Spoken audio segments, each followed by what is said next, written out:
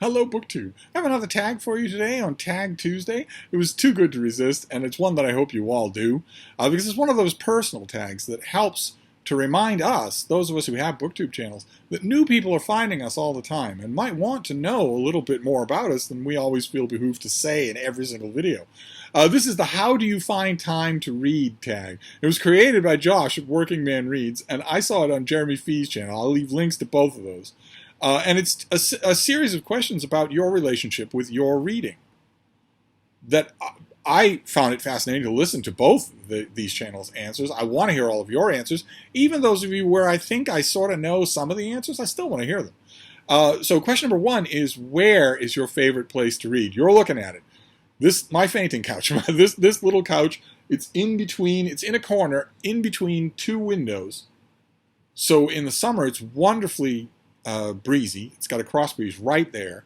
And in the winter, thanks to the improved heating hereabouts, it is livable. It's possible to spend time in this corner all winter long. And the piece of it, the lighting of it, just wonderful. This is my favorite place to read. I can read in the little book room. And have many, many times. But it looks to me like I'm in a period now where, thanks to the improved heating, I do not need to retreat into the little book room in the heart of winter, in the worst of winter. Now, I don't think that Boston is going to get the worst of winter. I am predicting for you on this channel that in Boston we are not going to have a killing frost this winter for the first time in, I don't know, 170 million years, something like that. I don't think that we're going to have a killing frost. It might get cold at night this winter, but I don't think that a killing frost isn't just when it goes down below freezing. It's when it goes well below freezing. I don't think that's going to happen this year. I don't think we're going to have a winter, in other words. But even if we do, I don't think I need to retreat into that little book room anymore. It's right here on this couch where I do reading, writing, cuddling with the bean, practically everything. Question number two, do you read every day? I do. Now, in deference to the other people who do this tag, who have wives and husbands and children and loved ones and extended family and jobs and school and responsibilities, I don't have any of those things. I read for a living. All I do is read. I am a professional book critic. So I read every day as a matter of course. I read for many, many hours every day. Many, many hours. And on an average day, I am awake for 20 out of 24 hours. And of those 20 hours, I would say there are many, many days where of those 20 hours, 15 are dedicated entirely to reading. Just reading.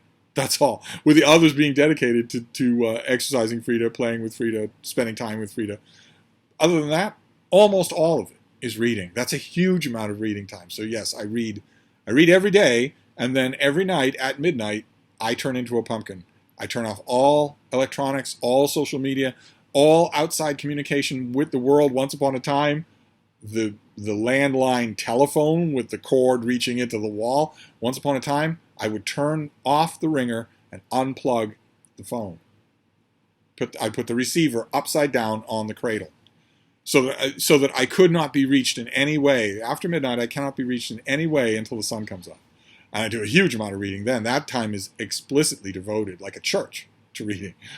Question number three is, do you read out loud to any family members? Occasionally, I will read out loud to Frida. Yes. Almost never. I don't know how this is going to start. Well, the writers will understand. Almost never do I read anybody else's prose. Usually what I read out loud to Frida is my own prose. Some stretch that I want to hear it. It's not really to her, because as smart as she is, she doesn't understand English beyond a few hundred words. But sometimes it helps to read out loud and to feel like you have an audience. So I will occasionally do that.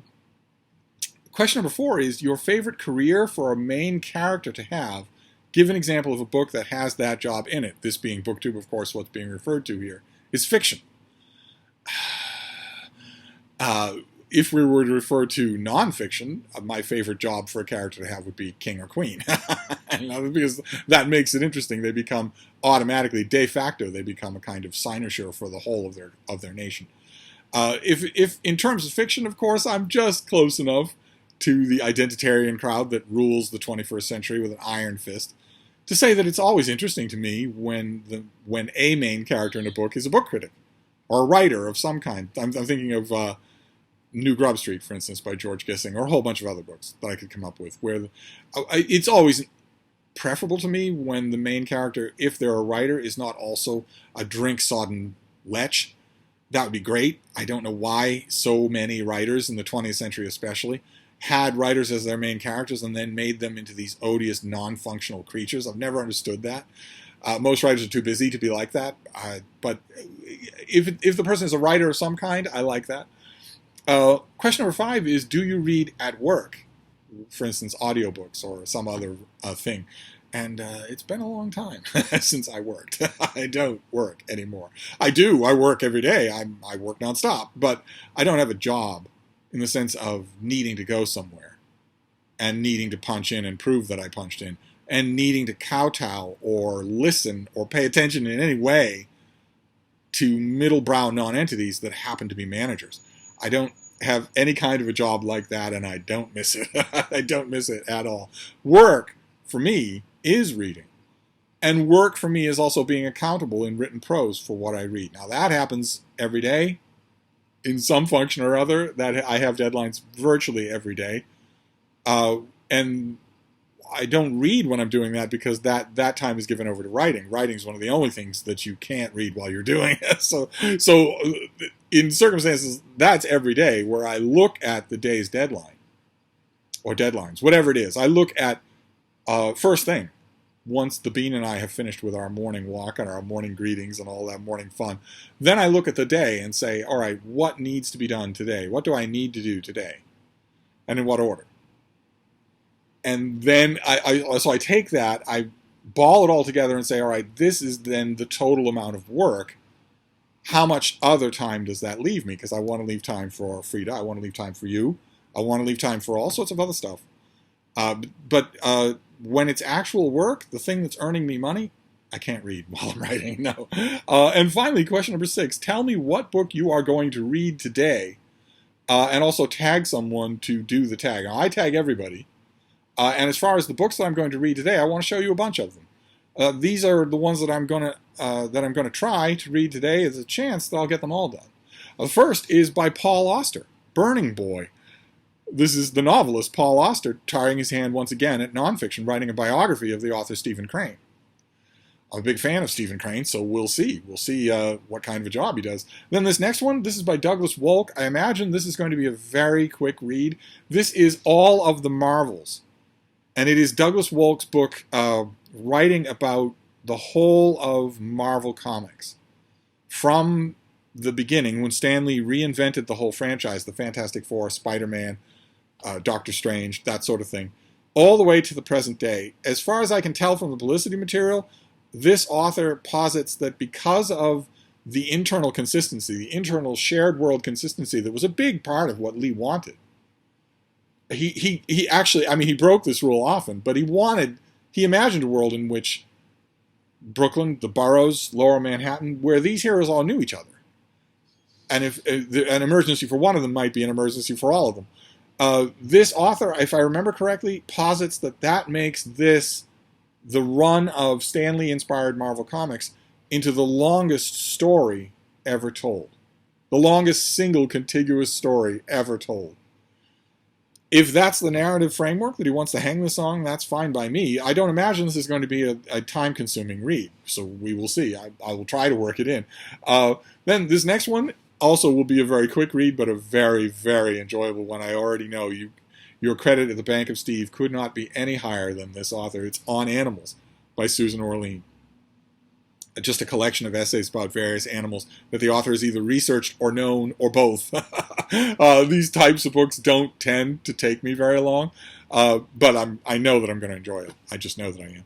And then this next one, this is by Teresa Ehrenfeit, and I don't know if I'm going to enjoy it or not. This will be the one, if any of them, that actually consumes the most time. This is the one that could derail the others.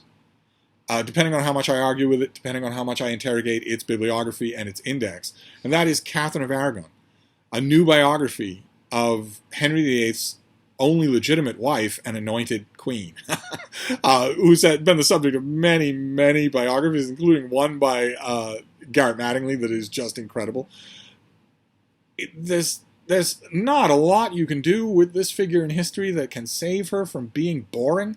She is extremely boring, despite the fact that she was Henry VIII's wife, that she was his brother's wife, that she was the daughter of Isabella and Ferdinand of Spain. Despite all of that, she herself is just this black hole of boredom. And I don't know what this author's going to be able to do with her. But I've read everything else that's ever been written about Catherine of Aragon, and I imagine that could mean that this book takes up more of my reading time today than any of the others or all of the others put together. Especially if, as is often the case, and may be the case here, and again, I don't mean this to toot my own horn, but it's often the case that in a book like this, a biography of a figure from the Tudor era, it's often the case that I have read more about the subject than the author has. In which case, I will be doing a lot of arguing with the book, and maybe a lot of marginalia. We will see. So those are the books that I'm reading today and tonight and after midnight. Those are the next ones on the docket, unless something incredibly mouthwatering arrives in the mail later today. And that is it. That is the How Do You Find Time to Read tag. And needless to say, considering how nosy I am, I want to know the answers to these questions from all of you. So feel free to do this tag. I very much want to know. But I'm going to wrap this up for now, and I'll be back. Thank you, BookTube.